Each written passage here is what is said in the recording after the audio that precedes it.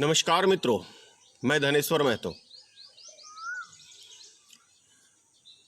माननीय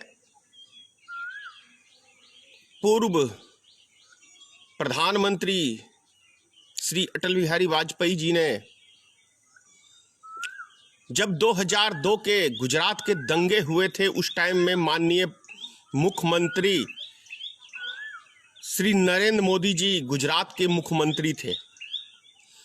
तो उस टाइम में उनकी टिप्पणी थी अटल बिहारी वाजपेयी जी की, क्योंकि लगभग 1.5 महीने तक दंगे होते रह गए थे गुजरात में और नरेंद्र मोदी जी बैठ के तमाशा देख रहे थे। तब भारत रत्न पूर्व प्रधानमंत्री अटल बिहारी वाजपेयी जी ने कहा था कि आप राष्ट्र हित के लिए मुख्यमंत्री की गद्दी को त्याग दें। ये बयान जिसे सारी दुनिया एक सम्मान की नजर से देखती है वाजपेयी जी को, विपक्ष हो या दुनिया का कोई कंट्री हो, जो सम्मान वाजपेयी जी को मिला वो भारत में मैं समझता हूं दूसरे किसी प्रधानमंत्री को नहीं मिला। उन्होंने उनके ऊपर टिप्पणी की थी कि आप राष्ट्र हित के लिए गद्दी को त्याग दें, मुख्यमंत्री की गद्दी को, लेकिन नहीं त्यागा था। तो जो व्यक्ति ये कहते हैं कि माननीय प्रधानमंत्री जी भारत में एक अजूबा प्रधानमंत्री है, अजूबा है। अभी कल एक व्यक्ति कॉल करके मेरे से कह रहा था फोन पे कि 3 साधुओं को मार दिया, 2 या 3 महाराष्ट्र के अंदर। हिंदू साधु की हत्या हो गई, संत की हत्या हो गई। 46 या 56 कंट्रियों का हवाला दे रहा था कि मुस्लिम कंट्रियां हैं। तो यदि एक हिंदू राष्ट्र बन जाएगा तो आपको क्या आपत्ति है? प्रिय मित्रों, मेरे मुंह से सिर्फ गाली निकली उसके लिए, जो नहीं होना चाहिए, लेकिन उसकी भाषा मेरे समझ से परे थी। हिंदू राष्ट्र, आप सब जानते हैं कि जिस हिंदू राष्ट्र की ये लोग कल्पना कर रहे हैं, वो हिंदू मानते किसको हैं? ये बहुत बड़ा प्रश्न है। किसको हिंदू मानते हैं? सदियों से दलितों के ऊपर उन्हें मंदिर में जाने के लिए वंचित किया गया। किसको हिंदू मानते हैं? और यदि हिंदू की बात कर रहे हैं तो अभी जो आसाम के अंदर एनआरसी लागू हुआ था, 19 लाख आदमियों की नागरिकता गई थी, जानते हैं? लगभग 15 लाख उसके अंदर हिंदू की नागरिकता गई थी। और वो व्यक्ति कौन थे? वो व्यक्ति थे यूपी, बिहार, झारखंड के सबसे ज्यादा नागरिकता गई थी। तो अजीब अजीब सी बातें होती हैं। आखिर 3 साधुओं की जो महाराष्ट्र में हत्या हुई, वो कौन सी भीड़ थी और ऐसा क्या मैटर था? ये खुलासा करने के बजाय उसे भी, हालांकि वहां तो कुछ ऐसा नजर नहीं आ रहा, रात में मैंने समाचार के माध्यम से देखा था कि ये अब्बा उड़ी कि ये चोरी करने या डकैती डालने आए थे, उसके बाद भीड़ ने उसकी हत्या कर दी। तो सोचिए आज हमारा देश किस जगह पे खड़ा है। और ये मॉब लिंचिंग की शुरुआत कहां से हुई? कुछ मुसलमानों को मॉब लिंचिंग के तहत उल्टे सीधे प्रचार करके उनकी हत्याएं की गई। तो एक बहुत पुरानी कहावत है, बोए पैर बबूर का तो अंबा कहां से पाए। जो दूसरों के लिए कुआं खोदता है या गड्ढा खूनता है तो उस गड्ढे में स्वयं भी गिरता है। वो चीज हमने महाराष्ट्र में 2 दिन पहले की जो साधु की हत्या हुई है, वो चीज देखने को मिला। ये भीड़, इस तरह का अफवाह किसका उड़ाया हुआ है? किसकी साजिश है, किसके खिलाफ साजिश है, ये हम लोग को सोचना पड़ेगा। नहीं सोचेंगे तो हो सकता है कल उस साधु की बारी थी, कल किसी और की बारी होगी, कल किसी और की बारी होगी। ये सोचना पड़ेगा कि ये कैसे हैं, कैसे हो गया कोरोना वायरस मुसलमानों के ऊपर आके टिक गया, ये सोचना पड़ेगा। बीमारी किसी जाति धर्म को देख के नहीं आती है। और जिस जमातिया की ये लोग बात कर रहे हैं, मान लेते हैं कि मुसलमानों ने विदेश से लाया, लेकिन इस मुसलमान को विदेश से भारत आने के लिए वीजा किसने दिया? मेरा सबसे बड़ा पॉइंट है कि मुसलमानों को जब पूरे देश के अंदर ये कोरोना वायरस का संकट चल रहा है, तो विदेश से अनुमति जो है भारत सरकार के मंत्रालय ने ही वीजा पास किया ना। और जब वीजा इनको दिया गया तो इनकी टेस्टिंग होनी चाहिए थी कि नहीं होनी चाहिए थी? यही भाषा बोलते हैं ना मोदी जी, ये होना चाहिए कि नहीं होना चाहिए, ये होना चाहिए।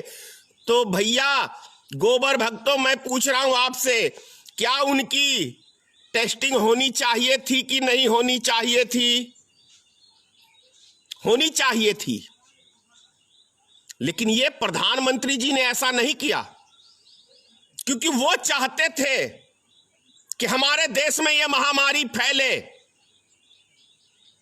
मैं आरोप लगा रहा हूं धनेश्वर महतो, वो चाहते थे कि भारत में हमारे यह महामारी फैले ताकि हमें हिंदू मुसलमान करने का मौका मिल जाए।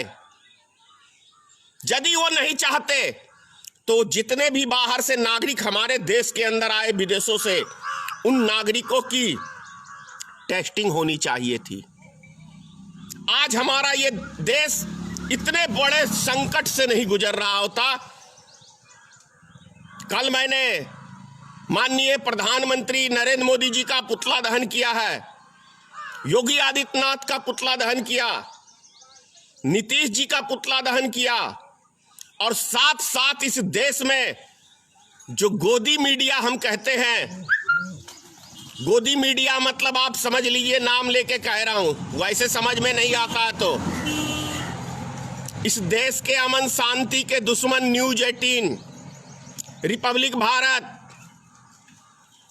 जी News, India TV, News Nation, Aaj Tak, ABP News, ये न्यूज चैनल जो हैं इतना अफवाह को बढ़ावा देते हैं जिसका कोई लिमिट नहीं है।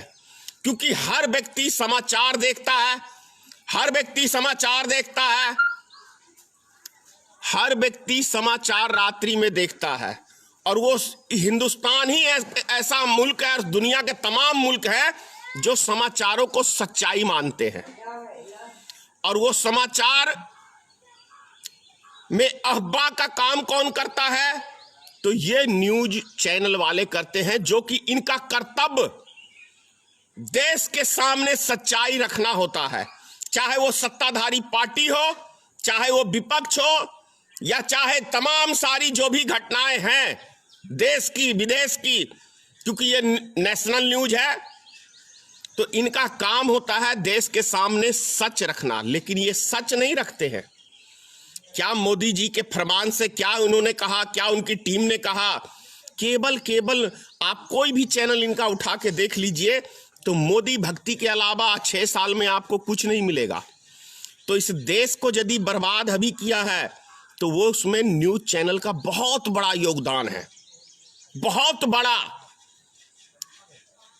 लोग कहते हैं कि चौथा स्तंभ मीडिया है। नहीं, ये चौथा स्तंभ नहीं है।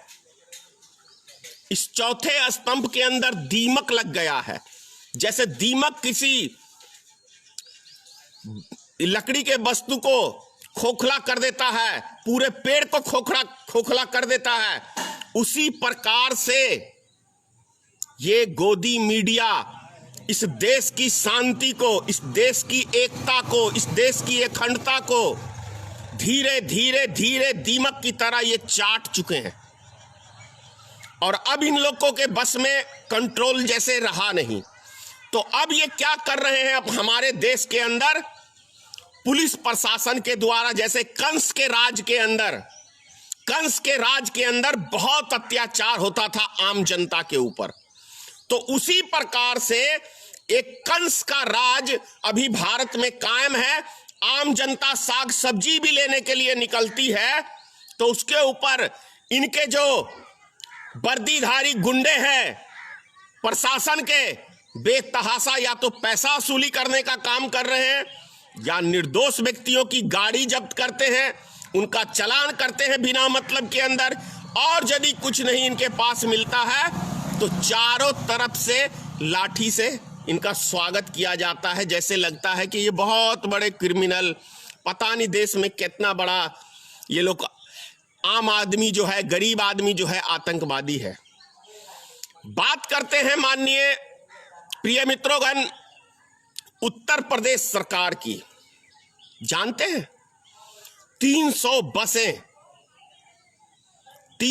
बसें उत्तर प्रदेश सरकार ने वीआईपी के बच्चों को लाने के लिए भेजा है, जिसके अंदर एक वीआईपी बिहार का भी है। एक तरफ नीतीश कुमार कहते हैं कि हम किसी को बिहार में एंट्री नहीं देंगे, लेकिन वहीं पे भारतीय जनता पार्टी का विधायक नवादा का अनिल सिंह, वो अपनी बच्ची को राजस्थान कोटा से बिहार में लाते हैं।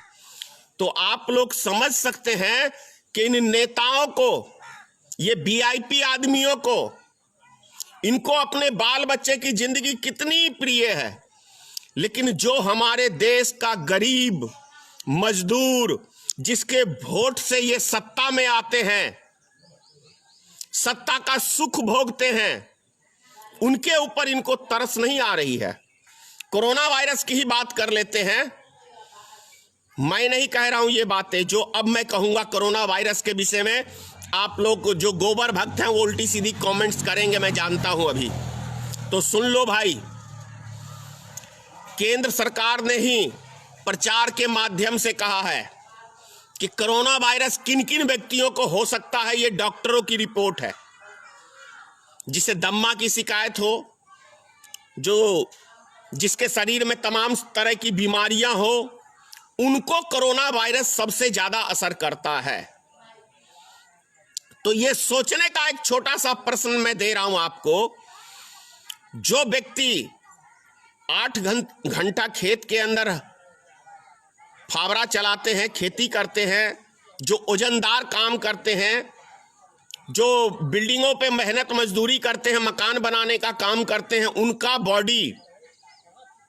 बॉडी इतना स्ट्रांग होता है कि जो फिल्मों में देखते हो ना, सलमान खान वगैरह, इनके वो बाप होते हैं, इतनी उनके अंदर ताकत होती है। तो जो चीज किसान मजदूर, वो उनका शरीर स्ट्रांग होता है मेहनत मजदूरी करके। तो सोचने की बात यह है कि जब भारत सरकार ये गाइडलाइन कह रही है कि बीमार आदमियों को ज्यादातर कोरोना वायरस का खतरा है, क्योंकि सांस और फेफड़ा में असर करता है, गले में असर करता है कमजोर आदमियों को, तो इसका साफ मतलब है ना कि गरीब मजदूरों को कोरोना वायरस नहीं के बराबर हो सकता है, नहीं के बराबर। और जब 22 तारीख को 1 महीना परसों हो जाएगा और 1 महीना से कंटिन्यू ये मजदूर सब, चाहे बिहार के हो, चाहे उत्तर प्रदेश के हो, चाहे उत्तराखंड के हो, चाहे झारखंड के हो, उड़ीसा के हो, और क्या कहते हैं आपको बता दूं, नागालैंड से भी काफी सारे मेरे पास कॉल आए, चेन्नई से, कर्नाटक से, बेंगलुरु से, मतलब हिंदुस्तान का कोई कोना नहीं है जहां से मेरे पास लोगों ने संपर्क नहीं किया मदद के लिए। तो ये मजदूर जो आज रूम के अंदर 1 महीने से पैक हैं, अगर इनको 2 टाइम का खाना नहीं मिलेगा तो ये तो वैसे ही बीमार हो जाएंगे ना। किसी भी स्वस्थ व्यक्ति को यदि 4 दिन 5 दिन हम खाना ना दे तो वो व्यक्ति वैसे ही बीमार पड़ जाएगा। तो क्या भारत सरकार की ये मंशा है कि ये गरीब मजदूर प्रवासी जो हैं, सभी राज्यों के जो बाहर फंसे हुए हैं, उन व्यक्तियों के शरीर में बीमारी फैले? क्या इसकी इंतजार में है नरेंद्र मोदी की सरकार? और यदि इसकी इंतजार में नहीं है तो भारत सरकार को चाहिए कि 1 महीना हो गए वो गरीब मजदूर रूम में पैक हुए, उन मजदूरों को चाहिए कि जब 300 बसें उत्तर प्रदेश की सरकार वीआईपी के बच्चों को लाने के लिए भेज सकती है तो 500 बसें और रेलगाड़ियों की सुविधा केंद्र सरकार को जल्दी गाइडलाइन जारी करनी चाहिए कि इन मजदूरों के अंदर कोई बीमारी नहीं है, इनको इनके घर भेजा जाए। क्या मैं गलत कह रहा हूं माननीय प्रधानमंत्री जी नीतीश कुमार जी? मजदूर एक चीज हमेशा याद कर लीजिए, आप जितने भी हॉस्पिटल में चले जाएंगे तो ज्यादा बीमार वीआईपी आदमी ही मिलेंगे, क्योंकि वो सुख सुविधा के अंदर शरीर में जो पसीना बहाना चाहिए वो नहीं बहाते हैं, जिसके कारण से बहुत सारी बीमारियां उनको पकड़ती है। आप अगर 100 मरीज होगा तो 90 मरीज वही मिलेंगे, वीआईपी मिलेंगे, 10% ही कोई मजदूर का बच्चा मिलेगा या मजदूर मिलेगा। तो ये सब चीजें भारत सरकार को सोचनी है, जल्दी से जल्दी सोचे। मैं एक चीज कह रहा हूं आप लोग को, माननीय प्रधानमंत्री जी को, कि माननीय प्रधानमंत्री जी आपने तो बहुत पहले इशारा कर दिया था थाली लोगों का बचवा के कि आप समर्थन करें। जनता भोली भाली है हमारे देश की, समझ नहीं पाई कि आपका मतलब है कि आपकी थाली से मैं खाना आप लोग का छीनने वाला हूं। तो क्यों ना माननीय प्रधानमंत्री जी, जिनके पेट में आग लगी हुई है आज के टाइम में, वो अपने घरों के बाहर थाली लोटा बजा के अपना आक्रोश प्रकट करे? क्या गलत कह रहा हूं मैं? यदि भारत सरकार ये कह रही है कि हमारे पास खजाने के अंदर पर्याप्त पैसा है, पर्याप्त राशन है, तो क्या आप 1 महीने का राशन उनको, गरीब आदमियों को दे नहीं सकते हैं? खाना नहीं, सिर्फ आप उसको राशन दे दो, पर महीना उनको राशन दे दो, 6 महीने के लिए वो सब लॉकडाउन के अंदर रह जाएंगे, क्या दिक्कत है? बहुत आसान सा तरीका है प्रधानमंत्री जी। और आज से 20 तारीख है, 20 तारीख से आज सरकारी दफ्तर वगैरह खुलेगा, लोग बैंक की ओर जाएंगे, तो आपके पुलिस प्रशासन के लोग उनका लाठी डंडों से स्वागत करने के लिए तैयार भी रहेंगे, क्योंकि आपका कोई भी गाइडलाइन साफ तरीके से नहीं होता है, उसके अंदर बहुत सारे पेच होते हैं। क्योंकि जो फैसले लेते हैं आपको खुद पता नहीं होता है कि मैं जो फैसला ले रहा हूं उससे आम जनता के ऊपर क्या असर पड़ेगा। कभी भी आपका एक डिसीजन कायम नहीं रहा है। आपने बार बार जितने भी आपने फैसले किए उसको इतनी बार बदलाव किया, क्योंकि आप कोई सोच समझ के काम ही नहीं करते हैं, इसीलिए आपको बार बार ही अपना डिसीजन बदलना पड़ता है। तो ये सारी मैटर है। दूसरी चीज बिहार सरकार से है, क्या आप बिहार के गरीब मजदूरों को माननीय नीतीश कुमार जी सहायता पहुंचाने में असमर्थ है तो आप इस्तीफा दे दीजिए। आपको कोई राइट नहीं है, आपको कोई राइट नहीं है, आपको कोई राइट नहीं है कि आप मुख्यमंत्री के गद्दी पे बने रहें।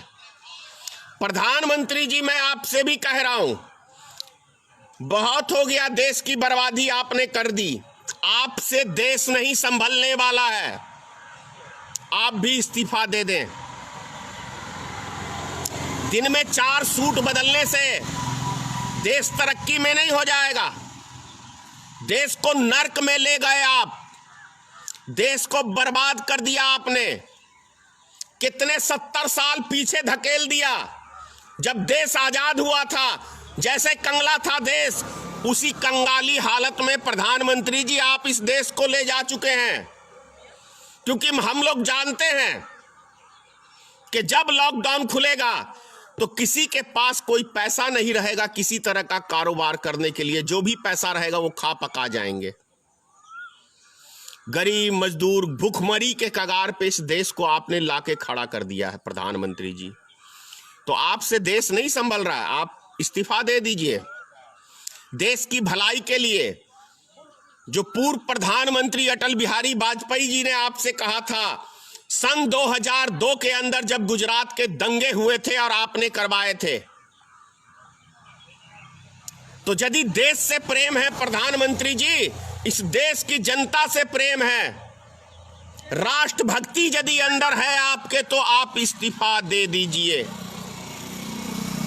आप इस्तीफा दे दीजिए। जय हिंद। और एक चीज और मैं आप लोग को बता दूं, क्या हाल है महाराष्ट्र में। एक वीडियो में दिखा रहा हूं लास्ट में आपको, किस तरीके से बच्चे भूख से तड़प के लोगों से मदद मांग रहे हैं। मैं इस वीडियो के माध्यम से दिखा रहा हूं। वैसे तो लोगों को समझ में नहीं आता, खास तौर से अंधभक्तों, गोबर भक्तों को। मैं अंधभक्त इसलिए कहता हूं, गोबर भक्त इसलिए कहता हूं, भगवान ने दिमाग दिया हुआ है हर व्यक्ति को, लेकिन हम लोग राष्ट्र भक्ति नहीं करते। हम लोग किसी पार्टी विशेष की भक्ति करते हैं, चाहे वो देश को डुबा दे, बर्बाद कर दे, उसमें धकेल दे बर्बादी की कगार पे, तब भी हम भक्ति करेंगे पार्टी की ही। हमको राष्ट्र प्रेम नहीं है। सुन लीजिए, सुनवा रहा हूं। मेरे घर में राशन मदद कीजिए। मेरे घर में 2 छोटे भाई है। मेरे अब्बू की रोज की कमाई 100 से लॉकडाउन की वजह से बच्ची है, रो रही है। मेरे घर में राशन पानी नहीं है। हम 4 दिन से भूखी है। गोबर भक्तों, इसको मदद नहीं पहुंचा सकते क्या? रवि से बोल रही, हो सके तो इस वीडियो को ज्यादा से ज्यादा वायरल कीजिए प्लीज, मेरी मदद कीजिए। कुछ है मानवता? अगर मानवता है तो गरीब निस्सहाय व्यक्तियों की मदद करो। और जो व्यक्ति मेरे से कहते हैं कि धनेश्वर महतो क्यों नहीं 2-2 हजार रुपए, 3-3 हजार रुपए लोगों के अकाउंट में डलवा सकते हो, गोबर भक्त ये टिप्पणी करते हैं, तो सुनो भाई गोबर भक्तों, 2,500 करोड़ रुपया भारतीय जनता पार्टी के अकाउंट में है अभी। 2,500 करोड़ रुपया। 2,500 करोड़ का मतलब समझ में आ रहा है ना? उसमें से भारतीय जनता पार्टी ने कितने आदमियों को उस पैसे में से 1 रुपया दिया है भाई? और बात रही मेरे अकाउंट की, तो मेरा अकाउंट तो खुला है। हाँ, 8-10 हजार रुपए चंदा इधर आया है, और उतना पैसा मैं लोगों को उससे ज्यादा भेज चुका हूं। और मैंने कहा है कि जो भी मुझे चंदा डोनेट करेगा हमारी पार्टी को, वो पार्टी फंड में नहीं रहेगा, वो आम आदमी के लिए जाएगा। अभी पीएम मोदी ने एक निजी पर्सनल अकाउंट के अंदर, वैसे प्रधानमंत्री राहत कोष सदियों से होता आया है, लेकिन उस राहत कोष में नहीं पैसा मांगा, पर्सनल निजी फंड कोष में पैसा मांगा। तो उस पैसे का हिसाब कौन लेगा गोबर भक्तों? किसको देंगे प्रधानमंत्री जी उस पैसे का हिसाब? जरा बताओगे कोई? आपको बुरा लगता होगा मैं गोबर भक्त कहता हूं, तो इसलिए कह रहा हूं, और कहता हूं क्योंकि आप लोग को अच्छी बात समझ में नहीं आती, किसी का दुख दर्द समझ में नहीं आता है, क्योंकि आपने तो ठान रखी है। वो एक फिल्म आया था ना जिसमें गाना गाता है एक महिला, भला है बुरा है जैसा भी है मेरा पति मेरा देवता है। तो वही चीज जो है गोबर भक्त करते हैं। सही है, गलत है, खराब है, जो भी कर रहा है हमारे प्रधानमंत्री मेरा देवता है। इसीलिए मैं गोबर भक्त कहता हूं। नहीं, हमने प्रधानमंत्री बनाया है, प्रधानमंत्री ने इस देश को नहीं बनाया है। इस बात को दिमाग में डाल लो। हम जो वोट देते हैं, देश की जनता जो मत देती है, उससे कोई नेता बनता है। नेता जनता को नहीं बनाता है, जनता नेता बनाती है। इसीलिए कभी भी बड़े नहीं हो सकते हैं, जनता से बड़ा नहीं हो सकता है कोई इस देश के अंदर, चाहे वो देश का प्रधान ही क्यों ना हो। उसे हम चुनते हैं कि आप जाके विकास का कार्य करिए। क्या कर दिया देश का विकास? विनाश नहीं हुआ। बताओ कौन सी चीज तरक्की की है? हाँ, मॉब लिंचिंग तरक्की की है, जिससे 2 साधुओं की भी हत्या हो गई इस देश के अंदर। उसको भी हिंदू मुसलमान दिया जा रहा है। लेकिन अफसोस की बात कि उस भीड़ में कोई मुस्लिम नजर नहीं आ रहा है। नहीं तो बाप रे, अभी तो देश की मीडिया जो है सुबह से लेकर रात तक पूरा मुसलमानों को डंडा दी रहती और साथ में गोबर भक्त लगे रहते। लेकिन अफसोस, गोबर भक्तों, ये तो क्या कहूं, मैं गलत बयानबाजी नहीं करता हूं, मैं अफवाहें नहीं उड़ाता हूं, मैं तनाव नहीं पैदा करना चाहता किसी के बीच में। लेकिन यदि साधु की भी हत्या हुई है तो घोर निंदनीय है, और किसी आम आदमी की भी हत्या होती है तो वो भी घोर निंदनीय है। ये समझना पड़ेगा हमें। हत्या किसी की भी हो, किसी भी निर्दोष व्यक्ति की हो, चाहे हिंदू हो, मुसलमान हो, सिख हो, ईसाई हो, साधु संत हो, मौलवी हो, वो सभी गलत हैं। हमारे देश में कानून बना है, अगर किसी ने कुछ गलत किया है तो उसकी सजा कानून देगा। लेकिन हम लोग आज 6 साल के शासनकाल में क्या हो रहा है? कानून को हाथ में जनता लेती है, अपने हाथ में गोबर भक्त लेते हैं। तो कितने दिन इससे देश बर्बाद होगा, आबाद नहीं होगा। जय हिंद, जय भारतीय मित्र पार्टी, जय माँ भगवती, जय श्री राम। माँ भगवती आप सबको सद्बुद्धि दे। जय हिंद।